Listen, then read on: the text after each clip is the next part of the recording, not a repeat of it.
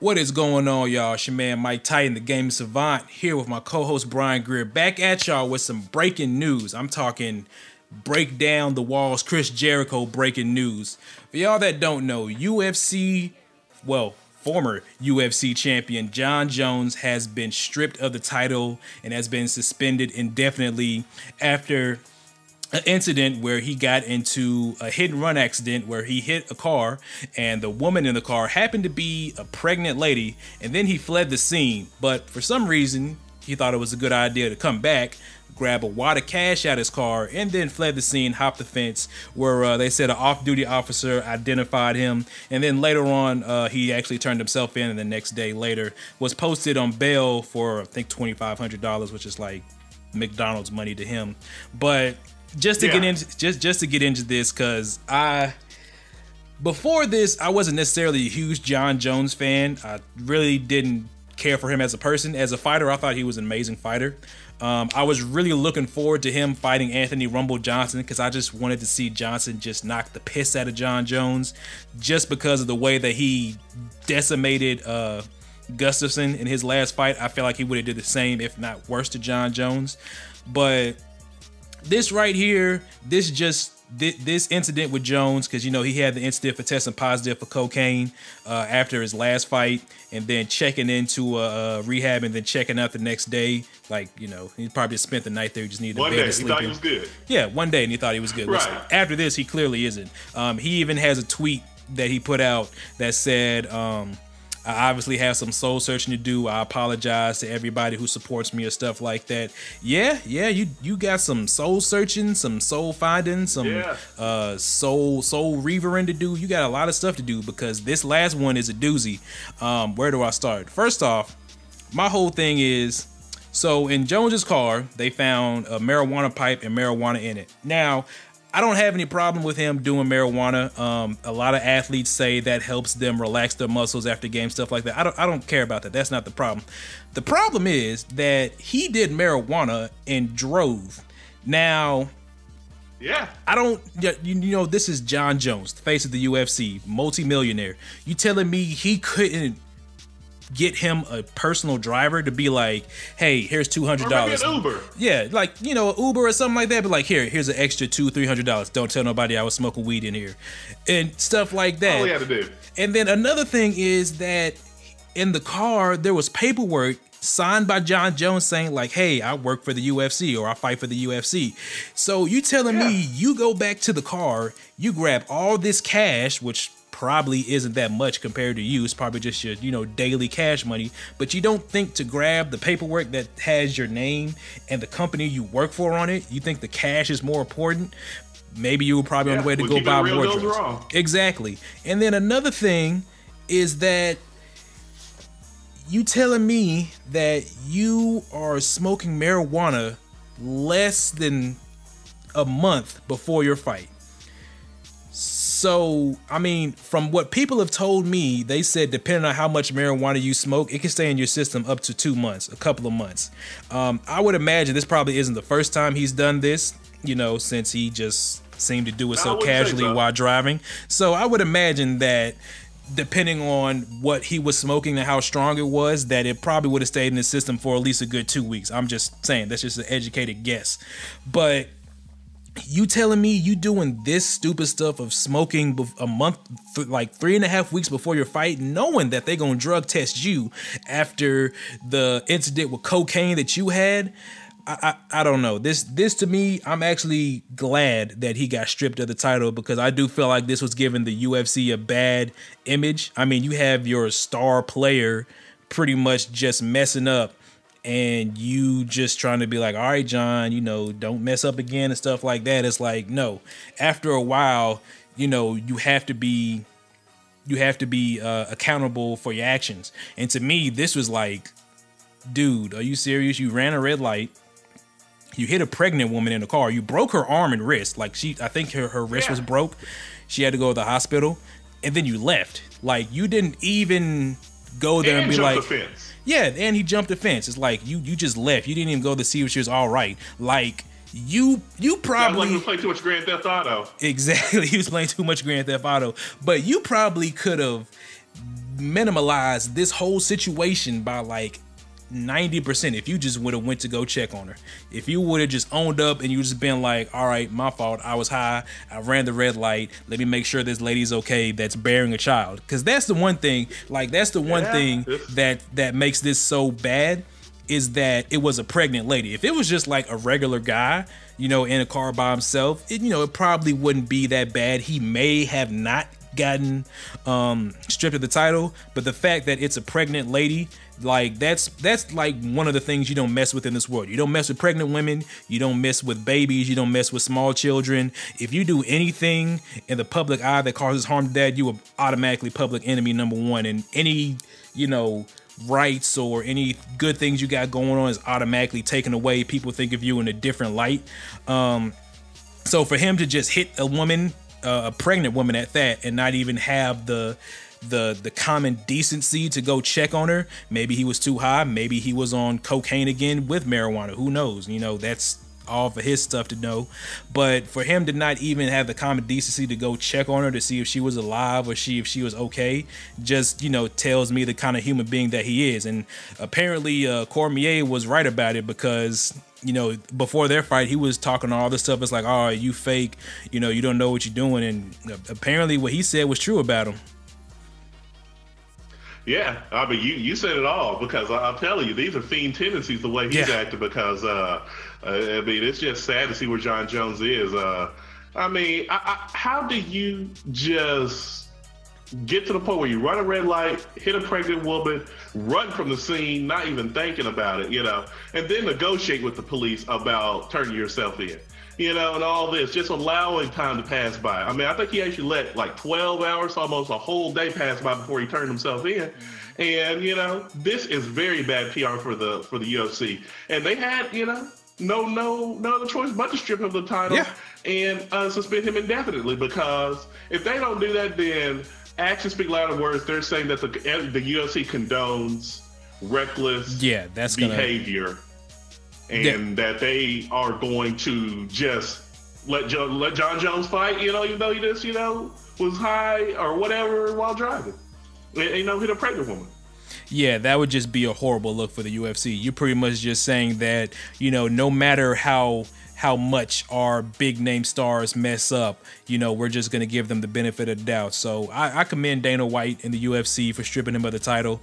I honestly feel like that was the right thing to do. I feel like that was the only thing they could do for the sake of business. Because, I mean... Now, for the sake of business, it is. But the thing is, for me personally, is that there is no code of conduct in the UFC. That's why this has become so like a slippery slope, is because since they have no code of conduct, are you going to allow people like a Nick Diaz, who had 2 DUIs in the last 3 years? Just, he got the fight. They didn't personally suspend or do anything with Nick Diaz, or a player like Donald Cerrone I saw, who actually assaulted somebody backstage before a fight, and they did nothing. You've got to be consistent in your actions now if you're the UFC. Yeah, exactly. You don't want to be a Roger Goodell, because that'll just turn ugly quickly. Yeah, exactly. So, as far as stripping him of the title and all that, they had no other choice, yes, because, I mean, the UFC is already a fight organization, and they're going to, already people are going to come out, and activists are going to say that these guys are monsters, and take it out of context. But, they need to be consistent, because, like I said, there are so many incidents in the past with the UFC where they've allowed fighters to slide by, and it can't be just a case-by-case basis where, since Jon Jones is the champion and one of the face of the UFC, well, we're going to do something because of the attention it'll bring and the negative attention. But if it's a lower-level fighter, well, we'll just, act like we didn't see it and allow them to fight. Yeah, exactly. You got to have the same set of rules for everybody, no matter how big of a star or how low of a star that they are. If they break these rules that we have in place, then, there's got to be suspensions, fines. If they're the champions, stripped of the title. If they're a contender, maybe knock them down a few ranks because of this. Just things along those lines. It's like, because, once you do something to somebody and you don't do it to somebody else, then it's just going to let people say, like, okay, so I can do this and get away with it, or I can't do that and get away with it, and it just starts a whole can of worms that you really don't want to open for the UFC. Yeah, exactly, and that is going to be open because there are people out there that have a very documented history with the UFC, kind of being hypocrites when it comes to conduct and things of that nature. So if you're Jon Jones, it seems that you get a different set of rules and guidelines than other fighters, because you remember UFC 151, which didn't happen. Jon Jones got blamed for the card being canceled. Mm-hmm. Yeah, and go ahead. Oh no, I was just gonna say, is that because he did something or just didn't want to fight who he was fighting? Well, he was supposed to be fighting Dan Henderson at that time, and Dan Henderson got hurt, and they wanted him to fight Kell Sonnen on less than a week's notice. He didn't have enough. If you remember. Because he didn't have enough time to train. And that was a smart business move. I do not blame Jon Jones for that, but I'm just saying that when it comes to Jon Jones, he seems to be the one who sets. Gets just the most harsh and set of rules. And I hate to say what I'm about to say, but it seems like it's always a black athlete that's, used as a poster child for, harsh punishment. And, when other, people do it other ethnicities, we'll give them a slap on the wrist and let them fight or whatever sport you're talking about. So, Jon Jones definitely deserves, blame for what he did. I'm not condoning any of that kind of stuff, but you've got to, if you're the UFC, be consistent if anything happens in the future, because you set a new standard now. This has never happened before of them stripping a title from a champion because of their conduct. So from going forward, this has to be the new standard. Yeah, I totally agree with that. I feel like if you're a champion of any sort and you get into trouble like this, you just need to be stripped of the title, suspended, fined, whatever have you, depending on how serious the crime or the breaking of the law is. And just, like you said, just have the same set of rules for everybody, whether you're being light heavyweight, bantamweight, middleweight, featherweight, heavyweight, even women's bantamweight. If they have similar issues like this, have the same set of rules for everybody so that no one person looks to be either above or below the law to a certain extent. Yeah, I totally agree. And, I know now that, Daniel Cormier is going to fight Anthony Johnson. I know Daniel Cormier is over there doing a jig or whatever, because, he just really came up after getting dominated by Jon Jones. I have a little bit of a question about that. But we do know that, Dana White is, Daniel Cormier is one of Dana White's favorite, guys. So, how that goes. And I don't know if I agree with Daniel Cormier getting a title shot right after, his last fight and getting dominated so easily, by Jon Jones. Yeah, I don't necessarily agree with it either, but off the top of my head, I don't really think of anybody else who I think of in the because everybody else is pretty much tied up. You're right. Yeah, tied up with fighting somebody else or something like that. But good for Cormier. He got his chance at Jon Jones. He got dominated. Now he gets a second chance at Rumble Johnson. I personally think this is going to go worse for him than it did with Jon Jones, because if you saw the Gustafsson fight, you saw the Nagaro fight, Johnson, he doesn't play when he get in the ring. He likes to hit people. He likes to hit them really hard until they, lose consciousness. And the thing about it, great description. Because here's the thing about it. Because when I saw the Johnson Gustafsson fight, I thought that Gustafsson was gonna win, simply because I thought Gustafsson has 6'5", he has a height advantage. He's pretty much the same build as Jon Jones, maybe a little bit lankier, a little bit skinnier. I did not realize that Anthony Rumble Johnson was 6'2". I thought he was like maybe 6 feet, 5'11", somewhere along that. But now that I see that he has the size and actually the length, I believe he was only like maybe a good 2 or 3 inches shorter in reach than Gustafsson was. So hard to say his name. Damn Germans. Nailed it. Swedish. I'm sorry. Damn Swedens. Germany, Sweden, it's all the same. Yeah, they all drink beers and brats, so same thing over there. Shout out to our German fans and Sweden fans. We see y'all. That's right. But we see dirt. But I didn't know that he was that big, so I was thinking like, okay, if he does this to Gustafsson, just imagine what he's going to do to Jones, who's pretty much a similar build. I think Jon Jones is an inch shorter than Gustafsson, but now that he's going to do that to Cormier, who was significantly smaller in height and reach than Jon Jones and Gustafsson is, as far as I know, Cormier, I believe he's more of a ground and pound fighter. He's a decent striker. He's not going to knock anybody out, but he can exchange with a few few people, but I feel like Johnson is just going to be too much for Cormier to handle, especially that Johnson has excellent takedown defense, and I don't think Cormier is going to be able to stick in there with Johnson for too long. I would be surprised if this fight goes 5 rounds. I'd be surprised if this fight goes 3 rounds, to be honest with you. Yeah. You know what? You really turned me on this fight, because I thought that Cormier would have a shot, but I mean, when you look at the punching power of Anthony Johnson, it is incredible. And like I said, we did the Gus's nobody's even close to done. So, I think that he is going to get the best of Cormier in this fight, because, like I said, his takedown defense is, really good, and he's also a wrestler. So this is not going to be just, a guy that Cormier can just, throw it around and all that. And as we know, when Johnson gets you against the cage and starts throwing, his combinations, it's going to be off on you. It starts teeing off on you. It could be a quick night, because I'm telling you, Cormier, he was supposed to fight Ryan Bader, but now he's fighting Anthony Johnson. It's gonna be a little bit of a tougher fight. Yeah, this is not Anthony. This is not Jon Jones. This guy really knows how to strike. Like you said, when he gets it going, you're going down. You're not gonna stand up for long. So, congrats to Cormier for coming up off of Jon Jones' miscues, but I don't know if I want to go in the ring right now with Anthony Johnson, because anybody he fights, they're going to sleep. Exactly, with no pillows. None. That's the worst part about it. They're not letting you break any kind of mattress giant pillows or therapeutic pillows or anything in there. So hope you got your living will in order, Cormier. Yeah. Like I said, I'm actually excited to see this fight now. I was more excited to see the Jones and Johnson fight, but I still think Cormier is a pretty good fighter. I just don't think that he has any chance at beating Johnson, especially after his last 2 fights. But like I said, we got about another 3.5 weeks until UFC 187, so I guess we'll just wait and see what happens then. Yeah.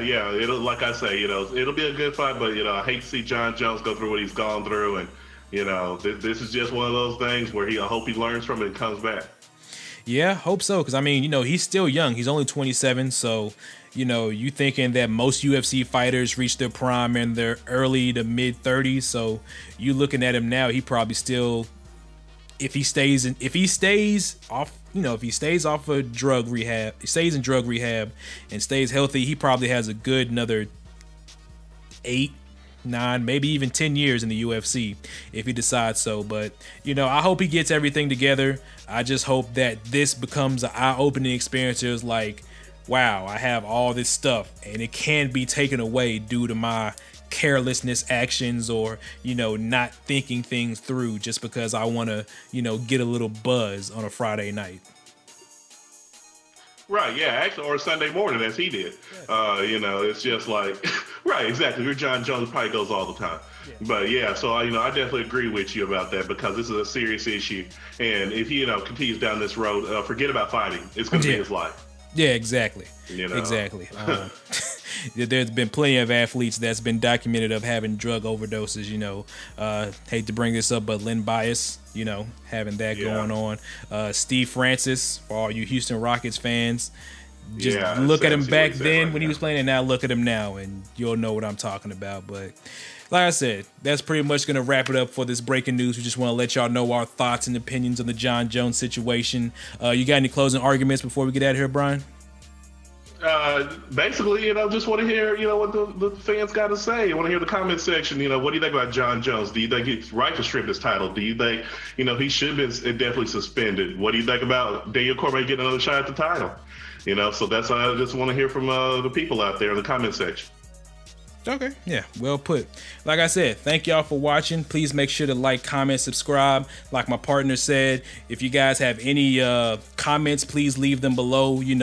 How do you think Jon Jones is going to rebound for this? Do you think Johnson or Cormier is going to win the fight? And also, for you creeps out there, if you want to know this, which nostril do you think Jon Jones uses whenever he does do this? My bet's on the right one. I'm probably sure it's pretty numb right now, like somebody just rubbed ice on the end of it or whatever. But thank y'all for watching. Please make sure to like, comment, and subscribe. It's your man, Mike Titan. It's Bryan Greer.